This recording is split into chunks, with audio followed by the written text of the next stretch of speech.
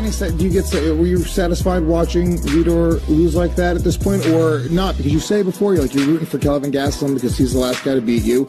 You know, with your history with Vitor, obviously you have the loss to him. Is it more satisfying to watch him lose like that, or do you kind of want to see him be more competitive?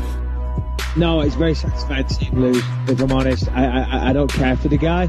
I think he's built a career on being a cheat.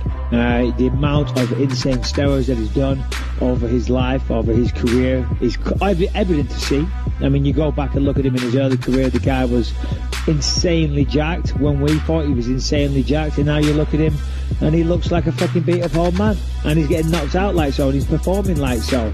You know, when he was juiced out of his mind, just fucking tearing through everybody, you know. So and then he has the hypocrisy to go out there and talk about being a good person and this and that. The guy's a cheat. The guy has no honor. So yeah, no. I would love to. I would have loved to have been the person to do that, but it is kind of still enjoyable to see him get what he deserves, because he's gone out there and done that to many people and caused injuries. He fucked up my eyeball, and he's the one to blame for that. So yeah, God bless Machida, job well done.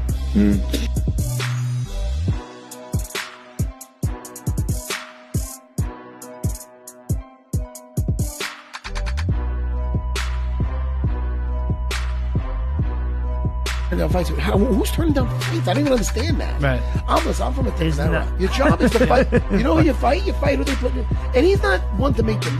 Listen, and I like this kid. He's a nice kid. No, everybody does. And I do like him. I think he's an exciting fighter. BJ Penn gave you that fight versus you fought BJ. You fought Frankie.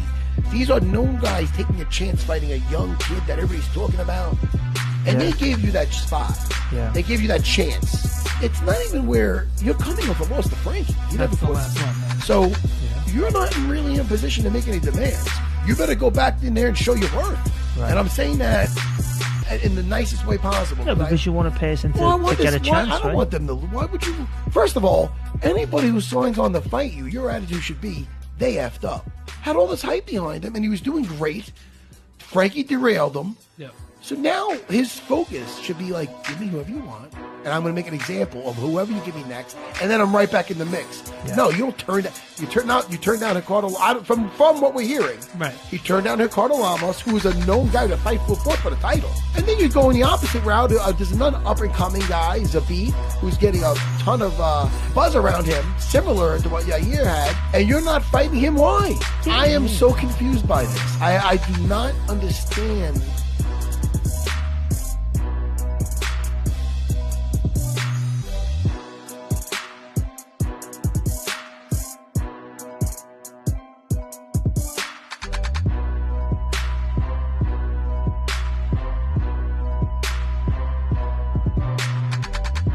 Poirier, are you fighting Khabib, Tony, or Conor? For me, on my resume, I want Khabib's name on a win on my resume.